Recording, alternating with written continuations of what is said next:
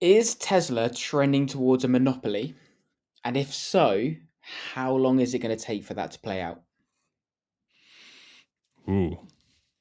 I have a theory, and this is going to sound absolutely nuts, that the biggest hurdle that Tesla will face in the next, say, 5 to 10 years won't be competition, won't be its ability to ramp, won't be their ability to, say, grow in places like China because of, let's say, foreign affairs between the US and China and other things like that. It's not going to be raw material constraints. It's not going to be anything which supply chain related. It's going to be the risk of running into monopoly lawsuits and that sort of thing that could arise. And the reason why is because of full self driving, their software suite, I think will be such a game changing lever they're going to pull on the car business that so many businesses are, so many people are so like they're discounting it so much. They really are. And once that thing takes hold, and you can buy a Tesla for say 25, $30,000. You can afford to pay $500 a month or less to have this car in your driveway that could drive itself. That completely breaks the equation because no one else is able to offer that solution, even close. One of their closest competitors in China, I believe it's BYD, just very recently announced that they're not going to pursue level 5 autonomy because it's too difficult, and they're instead going to settle for level 2 and 3 autonomy.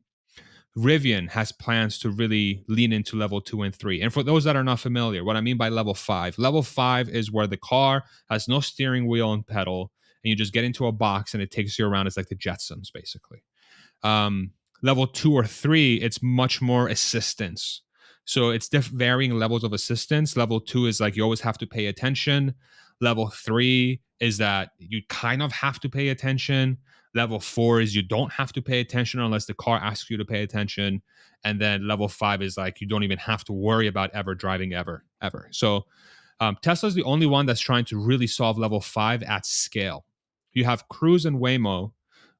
Cruise is owned by GM, and Waymo. Does somebody own Waymo? Is Waymo owned by somebody? I forget. Is it Google? I Waymo? think you're right. Yeah, Waymo is totally Yeah. Google. Why did I blank on that? Let me just verify that. Alphabet, Google. Yeah, for sure. Nice. Look at how much I know what I'm talking about. So Testing you me have, now. I'm meant to be testing you. yeah, right, for real. Yeah, so Cruise and Waymo, and so Cruise is owned by GM and Waymo is owned by Alphabet or Google. And these two companies rather are solving full self-driving in a very different way. What they're doing is they're taking uh, cars and they're outfitting them with a ridiculous amount of sensor suite that has lidar, radar, MIDAR, TIDAR. I'm just making up sensors, right? I don't even know if these things exist, but it has just a host of sensors that make the cars very expensive to produce, probably upwards of $200,000 per car. So that's one limitation, is that it's not easy to manufacture a car for $200,000. It costs a lot of money. And a lot of these sensors are third party and they sort of are clubbered together and they all have to talk to each other. Then the software is limited to knowing exactly what the environment is going to be driving in uh, is going to look like every single day, that it never changes. It has to be a static roadmap. And that's why Waymo and Cruise are both limited to subsegments of cities. For example, in San Francisco, you can only ride a Cruise vehicle at a certain time of night and in a certain part of the city. And even then, they've had issues around cars being trapped behind buses. They just released their safety records, and they're not that much better than a human. If anything, I believe they're slightly worse than a human when it comes to crashes per million miles. So they're not doing that great from that perspective.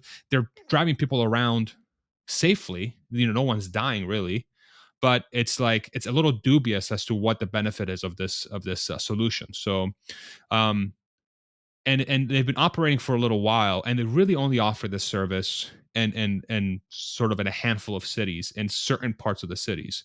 If you contrast that to Tesla's solution, I've had Tesla FSD for a while, And it's gotten to the point where I essentially I don't even drive anymore. I just let the car do its thing, and it can do it anywhere. It can do it in Austin. It can do it in Dallas. It can do it in Orlando. It can do it in Vegas. It can do it anywhere. They don't. Tesla doesn't have to go to a city and map out the city and make sure that it works. Tesla can just do it on the system with vision only can do it on its own.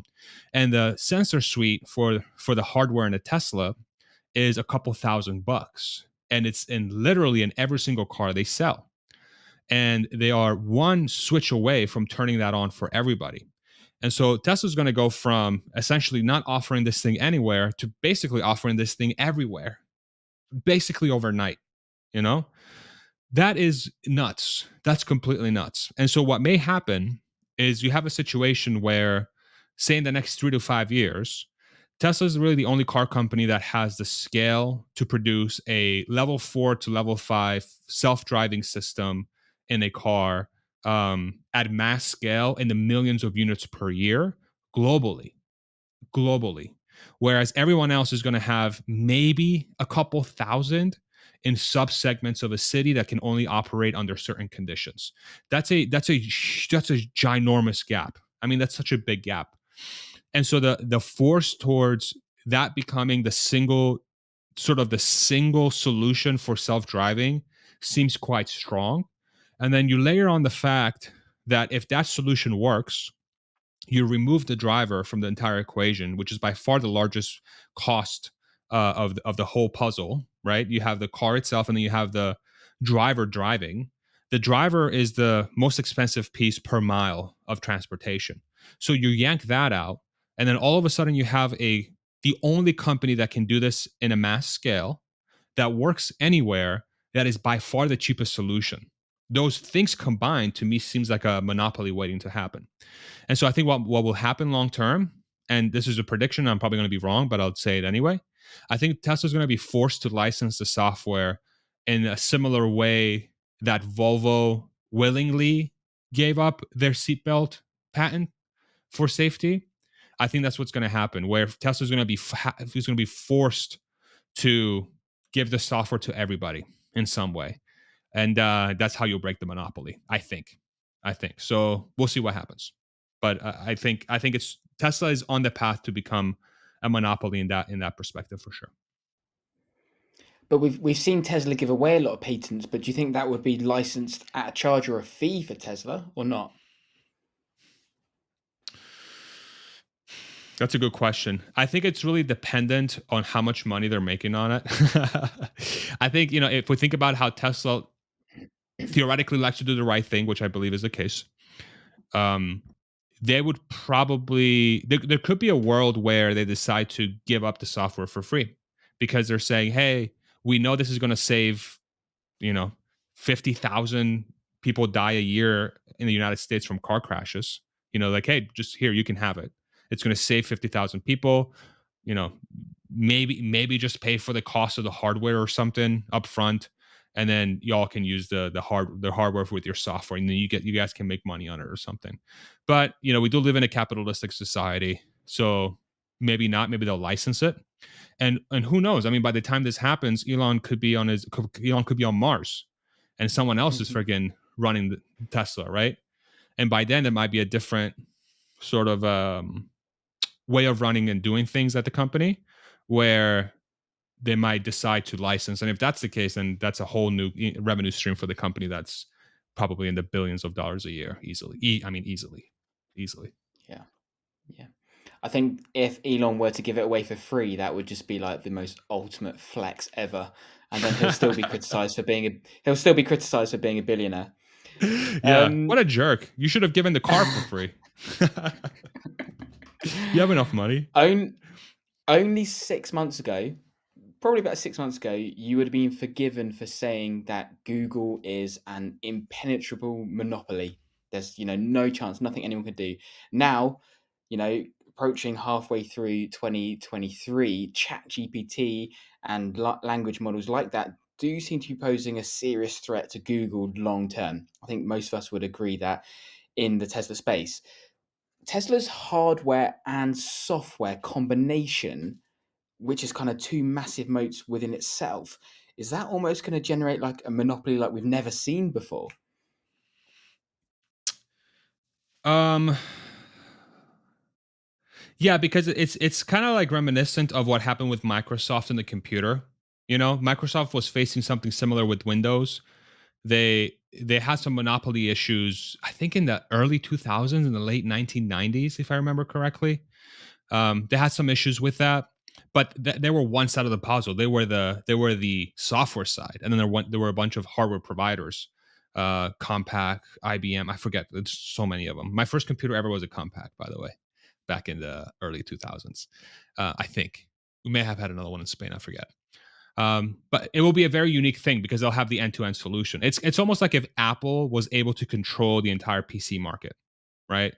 Because Apple does hardware and software. They have their Mac computers and their iOS, or their Mac OS software on top of it. So if they somehow had 50% market share or more, they probably would have been in the same boat.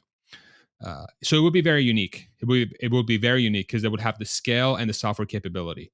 It's strange. It's really strange because they really do. I mean, outside of them, their closest competitor from a unit perspective, volume perspective, is BYD, and for pure EVs, but they only deal in China. Now, if they branch out to the rest of the world, they might be a competitor for them from a volume perspective. But if they don't have the self driving suite figured out and self driving catches on, then their cars become immediately obsolete, in my opinion. Because then why would anybody buy a car that can't drive itself when you can buy a car that can for basically the same money?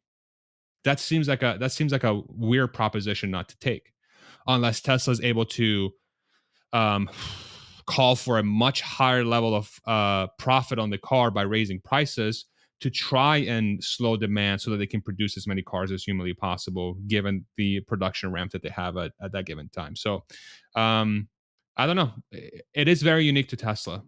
I don't think we've ever seen anything like it. But I do believe the closest probably is Microsoft from a software perspective. But again, they only have one piece of the puzzle. So I don't know. I should brush up on it more. I think I should probably do a little bit more research around some of the dynamics around monopolies and how that could have been an issue.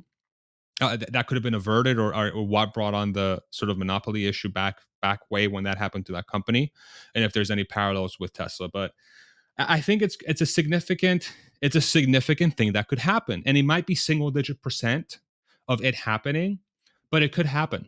And a lot of people will call me absolutely insane for saying this, but I don't know. It's looking that way, in my opinion, but I could be wrong.